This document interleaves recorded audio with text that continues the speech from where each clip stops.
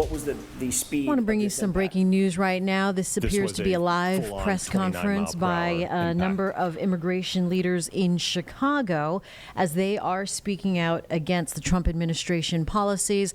This, of course, following anti-ICE demonstrations in Los Angeles. Let's go ahead and listen in on Live Impact News on WCNC+. To advance its hateful agenda and resorting to tactics that place people from all communities, immigrant and non-immigrant alike, in danger. Within the last few weeks, ICE agents have been arresting people at court appearances, and last week began arresting people at routine check-ins, in the process removing people from their families and communities just to meet Stephen Miller's arbitrary, racist deportation quotas.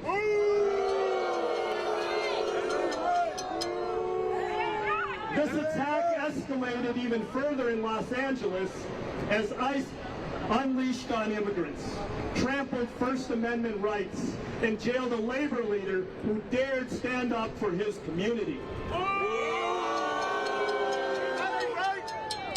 Their tactic to incite violence is clearly intentional, and it creates a moment that Trump will certainly exploit to enact even more harm. This morning, a new travel ban went into effect, which will separate families and disproportionately impact black and brown people from across the globe.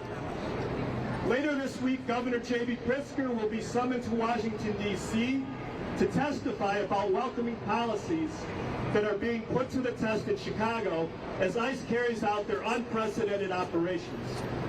All of this comes on the heels of Trump repealing temporary protected status, revoking visas because of people's speech, and showing blatant disregard for court orders that would otherwise shield from deportation. It's no coincidence that escalating enforcement is happening now as Trump and congressional Republicans are pushing legislation to gut health care, stifle working families in the name of giving millionaires and billionaires huge tax cuts, even further harming communities left behind by decision makers in D.C.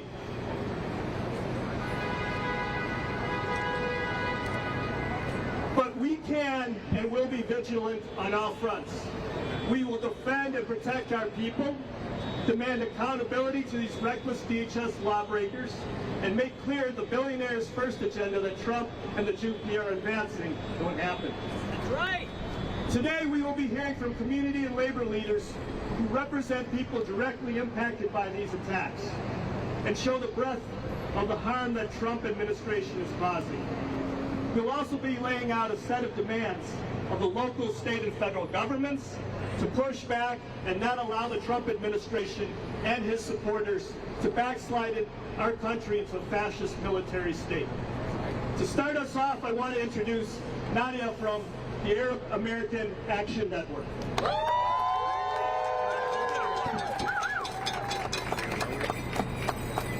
My name is Nadia Al-Yafai, N-A-D-I-A-H, last name A-L-Y-A-F as in Frank A-I, and I am an organizer at the Arab American Action Network.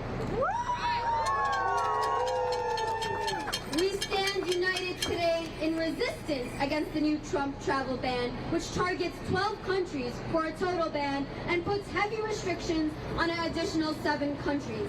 We must be clear that this is undeniably rooted in anti-Muslim, anti-black, and anti-Arab racism. Not even 5 months into the Trump presidency, we have already witnessed the coup raids, mass deportations, and relentless harassment of immigrant communities, primarily Mexican and Central American. Across the United States and in our very own city, say shame. ICE has employed disgusting tactics such as going to schools and hospitals, attempting to tear apart families, even in places of learning and healing. Just this last week, they launched a horrific attack on community members and leaders such as Gladys Yolanda Chavez Benita.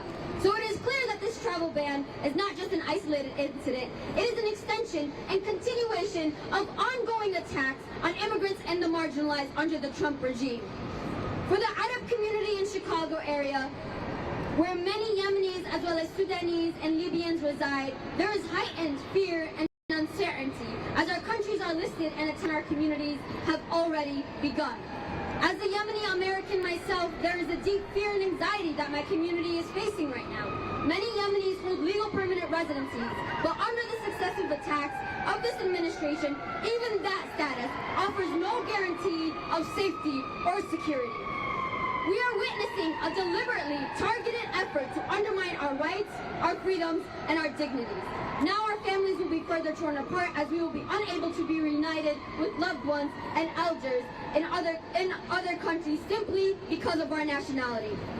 We already know that there has been an unofficial policy of heightened harassment and targeting of Arabs, Muslims, and Africans across ports of entry for months. And this ban lays bare the racism of this administration. But let us be clear. We will not stay silent in the face of this injustice. Arabs stand in total and complete solidarity with our Latinx siblings bearing the brunt of the racist ICE attacks. We will continue to build our power, to organize our communities, and take action at every level. This is an extension of a long struggle to fight the racist and reactionary Trump agenda, and we know when we fight together, we win.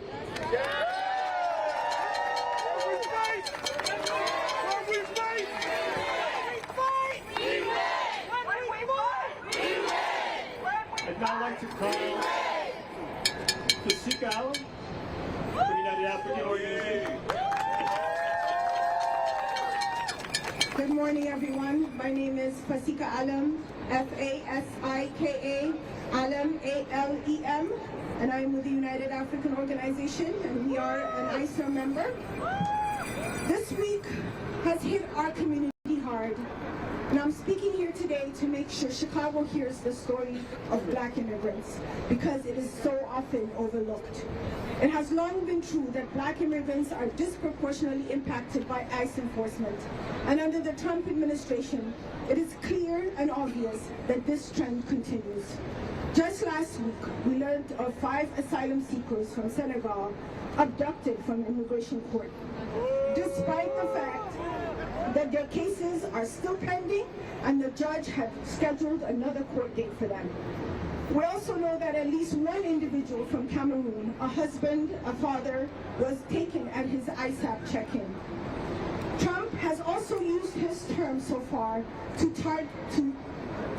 make targets out of African and Caribbean immigrants, particularly by revoking temporary protected status for nationals of Cameroon and Haiti, countries that continue to experience violence and persecution. In fact, a recent report by the Norwegian Refugee Council identified Cameroon as the world's most neglected displacement crisis, with more than 1.1 million people internally displaced and at least 2.8 million facing acute food insecurity. Yet, DHS Secretary Noem believes that the conditions in Cameroon no longer pose a serious threat to individual safety and do not prevent Cameroonians from safely returning to their country. This is just not true.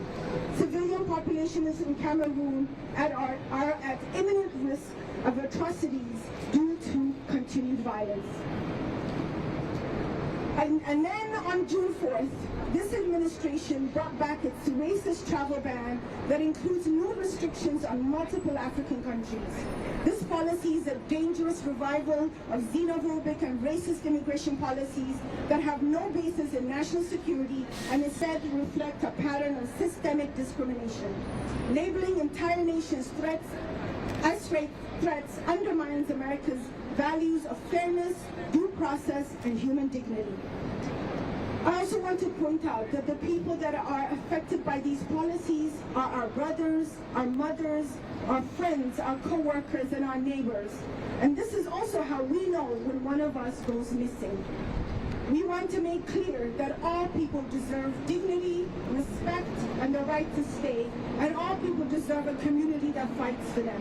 And that's why it's important for me to be here today, together with all of you. We join in the demand that our communities be kept whole, without the threat of deportation and detention. Thank you. Thank you, Fasika. Our next speaker is Grace Chan McKibben from the Coalition for a Better Chinese American Community.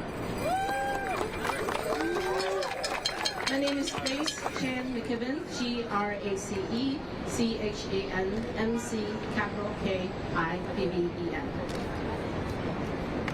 Since January this year, Coalition for a Better Chinese American Community, together with other Chinatown organizations, have been organizing to give Know Your Rights education to our community. In recent months, in the past month, in fact, we've experienced an increase in ICE enforcement in Chinatown and Bridgeport.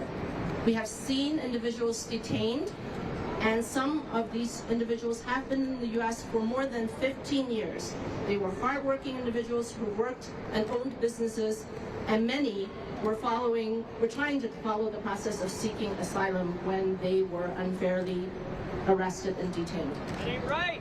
That ain't right. That ain't right. The Chinese term for those who enter the U.S. across the border is 九线, which literally means crossing the line or crossing the border. There's an estimated 60,000 Chinese nationals that have crossed the border since 2023. These individuals came to the U.S. for the same reasons, using similar as Venezuelan migrants and other migrants from Central and South America, as well as African and Haitian migrants, to seek a better life for themselves and their families. The detention of these individuals denied them a path to a new life in the U.S., just as the recent TPS resentment of Venezuelans does. CBCAC, Coalition for a Better Chinese American Community, as well as other organizations that form mutual aid and social service organizations that have welcoming centers, have been serving these individuals from Asia, from Europe, from Africa, from Central and South America for many years. The Trump administration in recent months have singled out China in its attack, from restricting and revoking international student visas to unfair trade policies.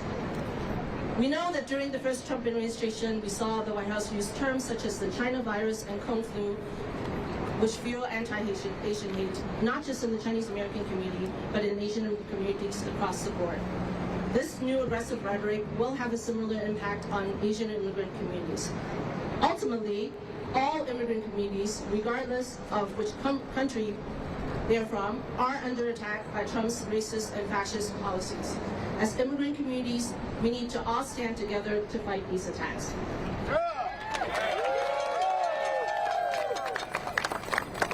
Thanks, Grace. Representing organized labor today is Jeannie Castro.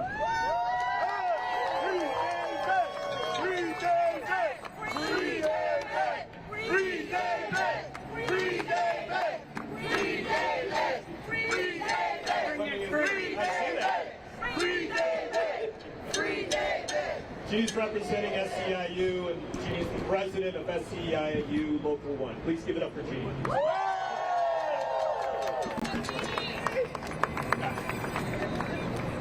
My name is Jeannie Kastrup, G-E-N-I-E, Kastrup, K-A-S-T-R-U-P. I'm here today representing SEIU Local 1 and also all of our other SEIU locals, SEIU Healthcare Illinois, Indiana, as well as my other sister local, SEIU 73. And I also am proudly representing the Chicago Federation of Labor, at which I serve on their board, who unites working people all across the city and state. So SEIU is the backbone of our city. Right. We are janitors, we are residential workers, we are security officers, we are nursing home workers, we are healthcare workers, and we are public sector workers. We literally are the backbone of this city. That's right. Making it safe and making it clean for all of our families across the city. And just like the countless members ICER represents here today, we are here demanding the immediate release of my brother and SEIU President, USWW, David Horta.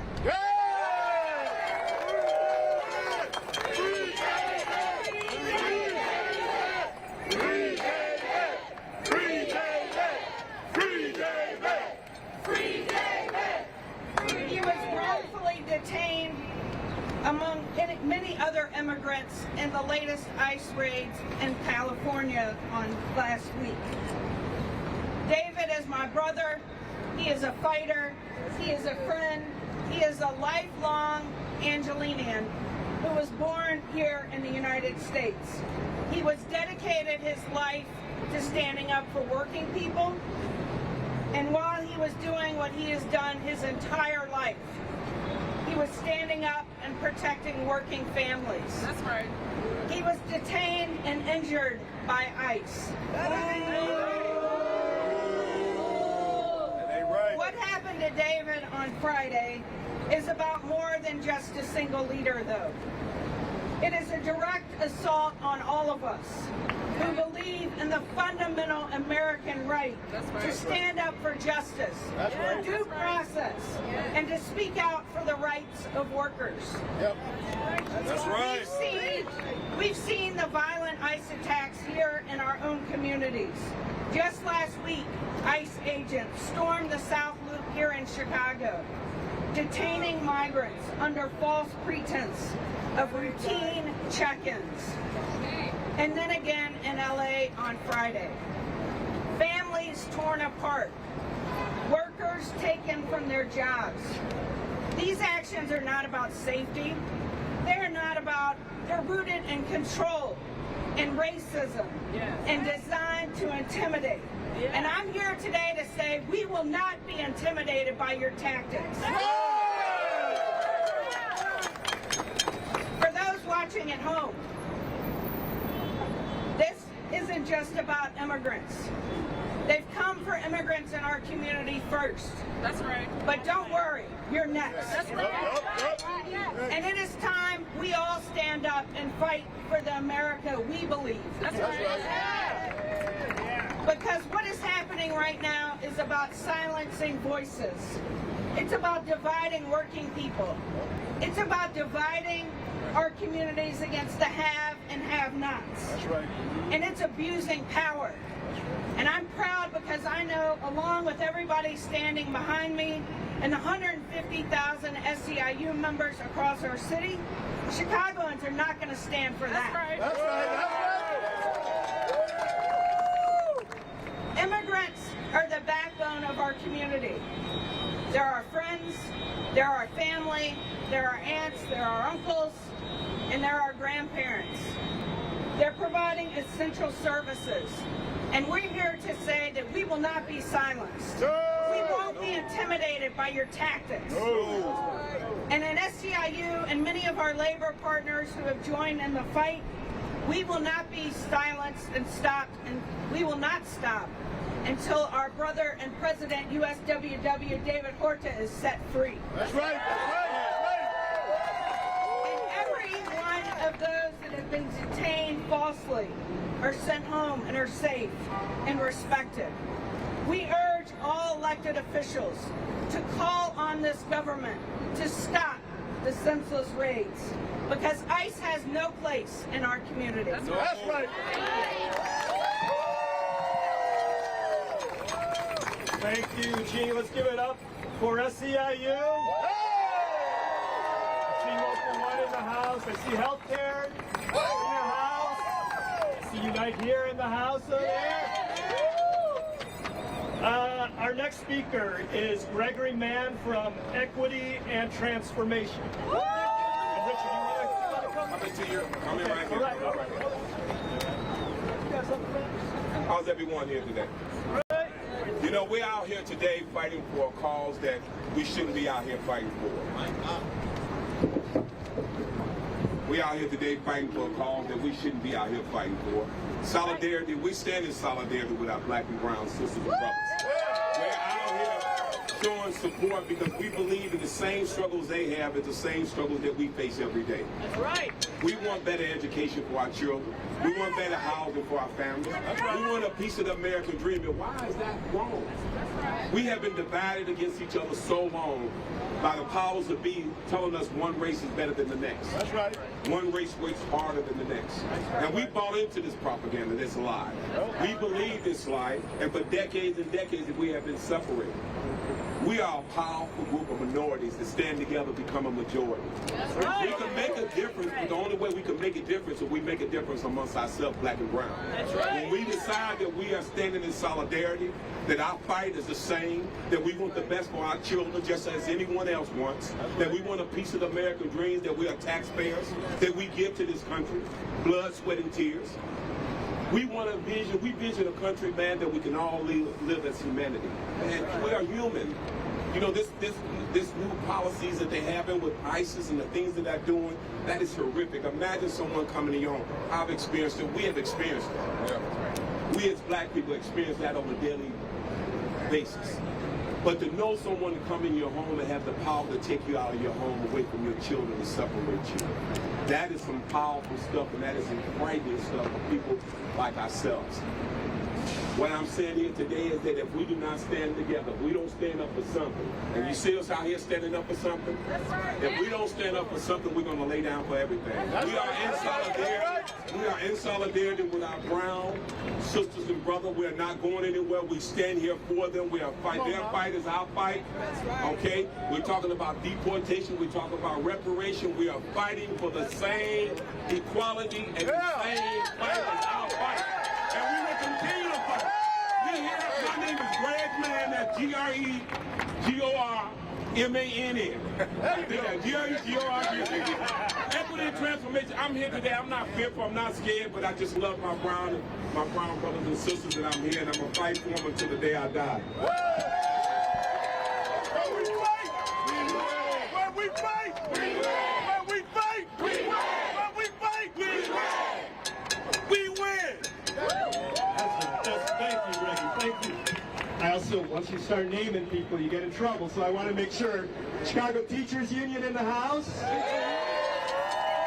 Amalgamated Transit Union in the house.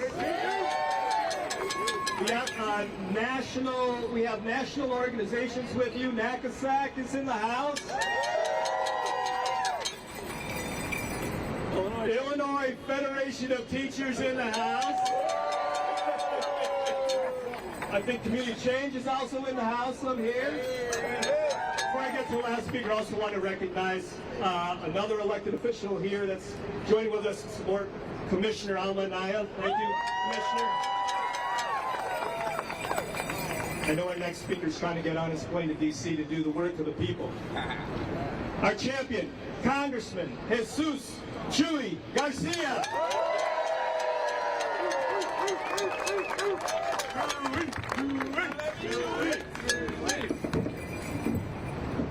Let's give this a try. Good morning to all the organizations and communities present here today. Thank you for your courage and for keeping us clear and grounded in our common struggles for justice.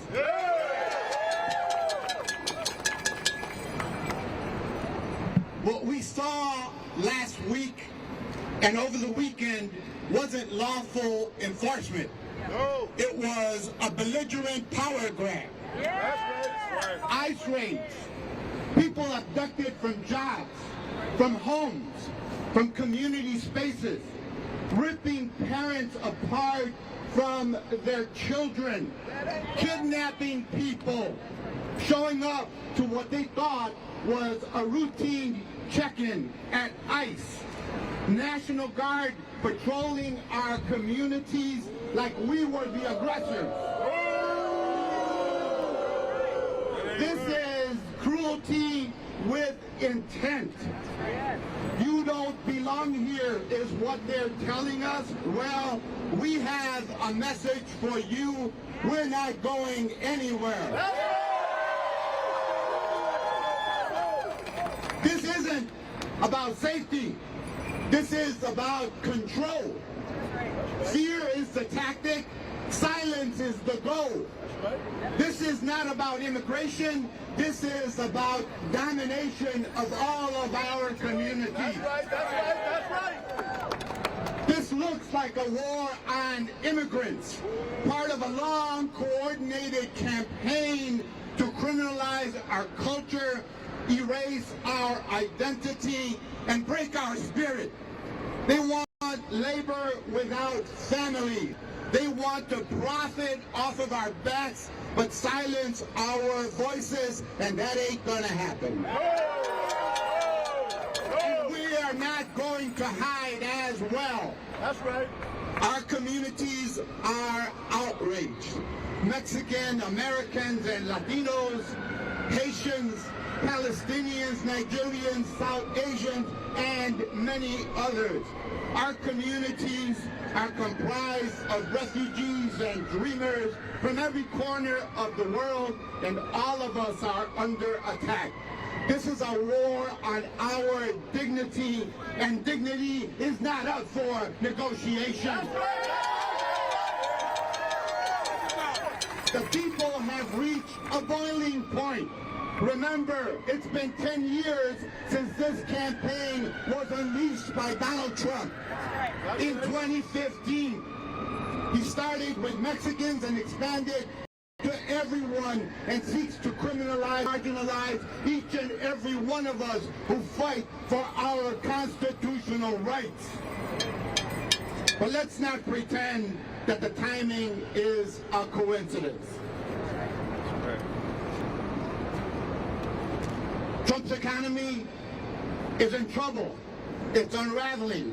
His allies are flipping and calling him for what he is. His lies are cracking under pressure. The world is calling his bluff as well. And this week, Congress has the power to kill his big, ugly bill because it will throw people from their health care, it will make people hungry, and it will devastate the social safety net of all of our people across the country, rural and urban. We see it.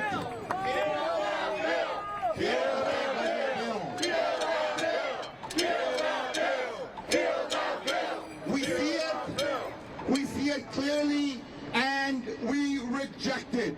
And we are ready to fight non-violently in mass actions across the land. And until we kill the big ugly bill, we've got to use every budget to dismantle the tool of terror at his disposal. That's why we stand here to say, free David Huerta and all political detainees. Free David! Free David! Free David! Free David! Free David! And I apologize for going over the time. But let us not forget that these raids are about political theater, cruel, armed and violent. They are part of the same pattern we've seen. Silence is the culture. Erase the voice. Punish the people. Different tactic, same mission. But we're not scared, we're not silent, and we are not going back. So know that you have allies in Congress fighting to protect everyone in our country. Know that we care. Know that we give a damn, and know that we reject any authoritarian measures that seek to take us back, because we ain't going back. We're going forward together as one united people.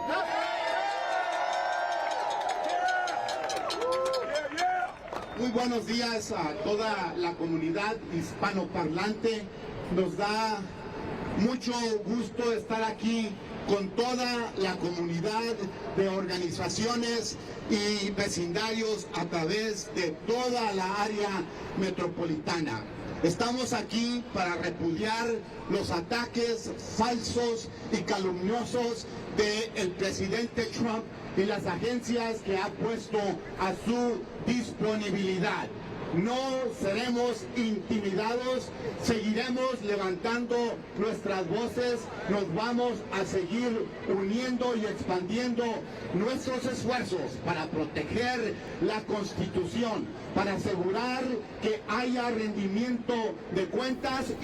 You are watching live here on Impact News. Protest taking place in Chicago. Right there is Congressman Jesus Chuy Garcia leading the way with local immigrant rights and advocates speaking at the plaza this morning against ICE and the Trump administration following separate ICE demonstrations and protesters leading to several arrests in Los Angeles over the weekend.